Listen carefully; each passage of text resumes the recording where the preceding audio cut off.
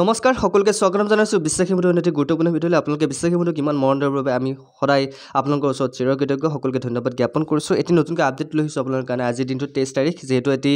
big update আহিছে আপোনালোকৰ কাৰণে ডিএমইত নতুনকৈ আপোনালোকৰ কাৰণে ভেকেন্সি মুকলি কৰি দিছে ইয়েছ ডিএমইত বহুতে সুধি আছে যে স্বাস্থ্য বিভাগত নতুনকৈ কেতিয়া ভেকেন্সি ওলাব আমি নতুনকৈ কেতিয়া স্বাস্থ্য বিভাগত আমি এপ্লাই কৰিব পাৰিম গতিকে আপোনালোকৰ কাৰণে ভাল খবৰ লৈ আহিছোঁ গতিকে ভিডিঅ'টো শেষলৈকে চাব শেষলৈ নোচোৱালৈকে আপোনালোকে কমেণ্ট নকৰিব অ'কে কাৰণ বহুত ল'ৰা ছোৱালীয়ে কি ভিডিঅ'টো শেষলৈকে নাচায় আৰু আপোনালোকে কমেণ্টবোৰ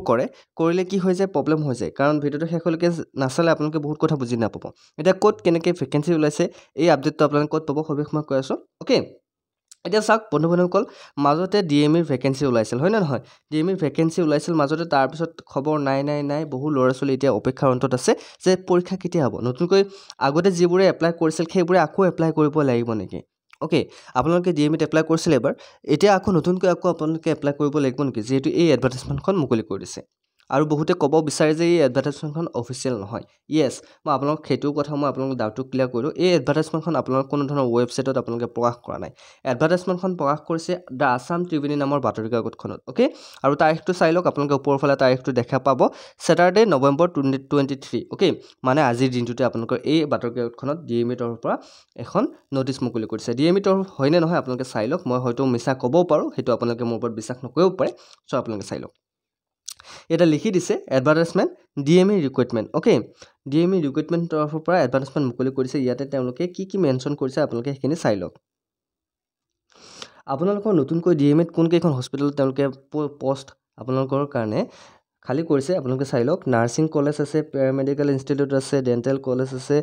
তাৰপিছত বিভিন্ন ধৰণৰ ডিফাৰেঞ্চ মেডিকেল কলেজত তেওঁলোকৰ পোষ্টবোৰ মুকলি কৰিছে আপোনালোকে অনলাইন আবেদন কেতিয়া কৰিব পাৰিব অনলাইন আবেদন কৰিব পাৰিব 29 তাৰিখৰ পৰা আজি হ'ল আপোনাৰ 23 তাৰিখ আপুনি 29 তাৰিখৰ পৰা অনলাইন আবেদন কৰিব পাৰিব ডিচেম্বৰ 9 তাৰিখলৈকে অনলাইন আবেদন কৰিব পাৰিব 11 বাজি মানে 12 বজালৈকে আপোনালোকে অনলাইন আবেদন কৰিব পাৰিব এতিয়া মেইন কথাটো হ'ল কি পোষ্ট ওলাইছে পোষ্ট কেইটা হৈছে gate 3 technical post okay gate 3 technical post ওলাইছে যিসকলে আগতে গেট 3 টেকনিকেল পোষ্টত এপ্লাই কৰিছিল সেইসকলে এপ্লাই কৰিব লাগিব নে নালাগে সবিশেষ মই কৈ আছোঁ আৰু এটা কথা কৈ আছোঁ যে ইয়াতে এলিজিবল ক্ৰাইটেৰিয়া কি আপোনালোকে ইয়াতে যদি এলিজিবল ক্ৰাইটেৰিয়া আপোনালোকে বিচাৰে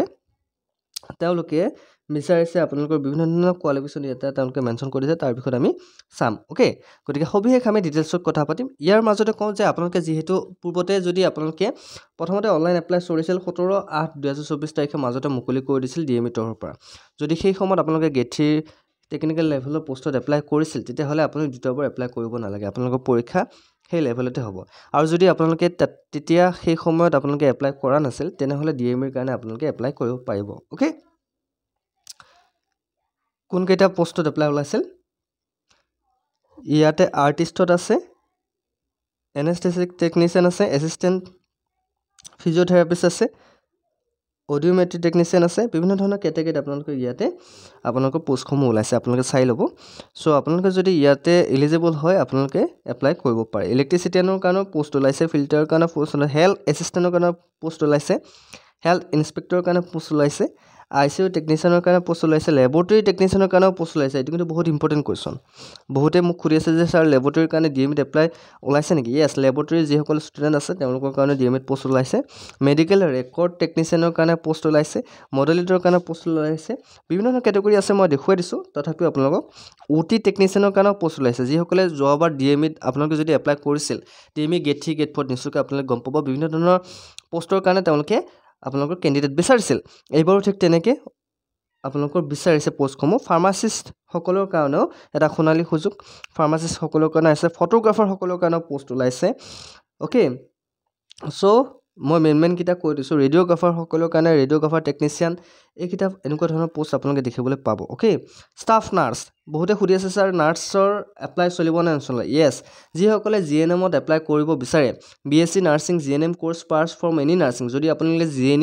GNMৰ কোৰ্চ কৰিছে বিভিন্ন ধৰণৰ গভৰ্ণমেণ্ট ৰিকগনাইজ ইনষ্টিটিউটৰ পৰা আপুনি নাৰ্ছিং কমপ্লিট কৰিছে তেনেহ'লে এপ্লাই কৰিব পাৰিব আপোনালোকৰ পে' স্কেল থাকিব 14,000 পৰা 70,000লৈকে অ'কে আপোনালোকৰ থাকিব এজ লিমিট আছে বিভিন্ন ধৰণৰ কেণ্ডিডেটে মোক সুধি আছে ছাৰ ইয়াতে এপ্লাই কৰিবলৈ এজ লিমিট কিমান হ'ব ইয়াতে এপ্লাই কৰিবলৈ আপোনালোকৰ এজ লিমিট হ'ব আনৰিজাৰ্ভ মানে জেনেৰেল কেটেগৰী আপোনাৰ 18 বছৰৰ পৰা 40 বছৰৰ ভিতৰত হ'ব লাগিব OBC MOBC যদি ডিএমইত নতুনকৈ এপ্লাই কৰিব বিচাৰে 18 বছৰৰ পৰা 43 বছৰ হ'ব লাগিব SC ST ৰ কাৰণে 18 বছৰৰ পৰা 45 বছৰ হ'ব লাগিব আৰু PW কেণ্ডিডেটৰ কাৰণে 18 বছৰৰ পৰা 50 বছৰৰ ভিতৰত হ'ব লাগিব এপ্লিকেশ্যন ফিজ আপোনালোকৰ কোনো ধৰণৰ এপ্লিকেশ্যন ফিজ দিব নালাগে একদম ফ্ৰীকৈ বিনামূলীয়াকৈ আপোনালোকে এপ্লাই কৰিব পাৰিব আপোনাৰ সিলেকশন প্ৰসেস কেনেকুৱা তেওঁলোকে অলৰেডি মেনশন কৰি দিছে সিলেকশন প্ৰসেস আপোনালোকৰ তেওঁলোকে জনাই দিব ওকে এটা মেইন কথাটো আহিছো আৰু বহুতো পোষ্ট ওলাইছে সেই পোষ্ট কেটো আপোনালোকে চকু আপোনালোক ফুৰাই দিম সো কোড কেনেকৈ পোষ্ট ওলাইছে আপোনালোকে সবিশেষ আপোনালোকে জানিব পাৰিব গতিকে টেকনিচিয়ানৰ কাৰণে বিভিন্ন ধৰণৰ ইয়াতে পোষ্টৰ কাৰণে কেনেকুৱা ধৰণৰ কোৱালিফিকেশন লাগে আপোনাক সেইখিনি মই আপোনাক দেখুৱাই দিছো হা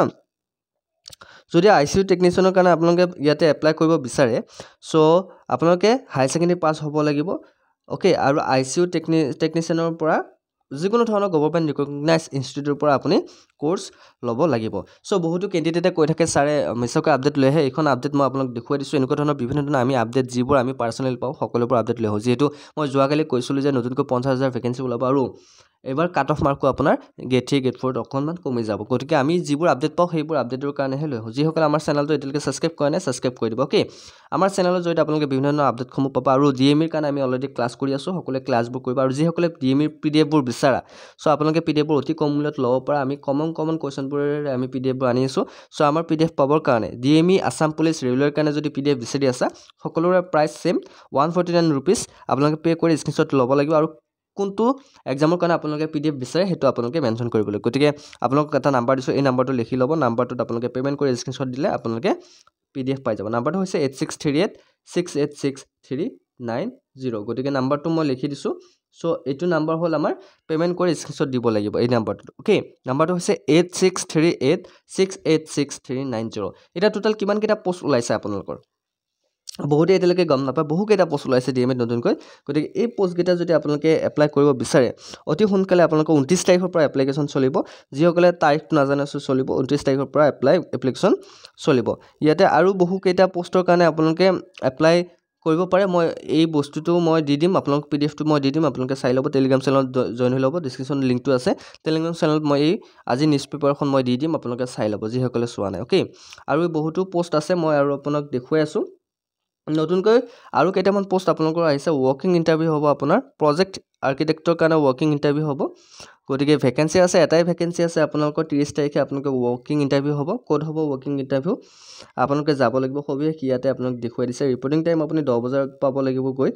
কোৱালিফিকেশন লাগিব B architect from reported university institute with minimum 65% valid COA গতিকে এটো যদি কোৱালিফিকেশন আছে আপোনালোকৰ তেনে হলে আপোনালোকে কলৈ যাব লাগিব administrate block director of museum Assam state museum তালৈকে আপোনালোকে যাব লাগিব 30 তাৰিখে 10 বজাত তেনে হলে আপোনালোকে ইন্টাৰভিউ দিব পাৰিব সো এনেকুৱা ধৰণৰ আপডেট লৈ আমি সদায় আপোনালোকৰ মাজত আহো যদি আপোনালোকে আমাৰ বিশ্বাসীমতে চেনেলটো এতিয়ালৈকে সাবস্ক্ৰাইব কৰা নাই সাবস্ক্ৰাইব কৰি দিও আমি সকলোবোৰ ইম্পৰ্টেন্ট আপডেটবোৰহে আপোনালোকৰ মাজত লৈ আহো গতিকে কেনেকুৱা পালে জনাবলৈ নাপাব নতুনকৈ যিসকলে সুধি আছিল ছাৰ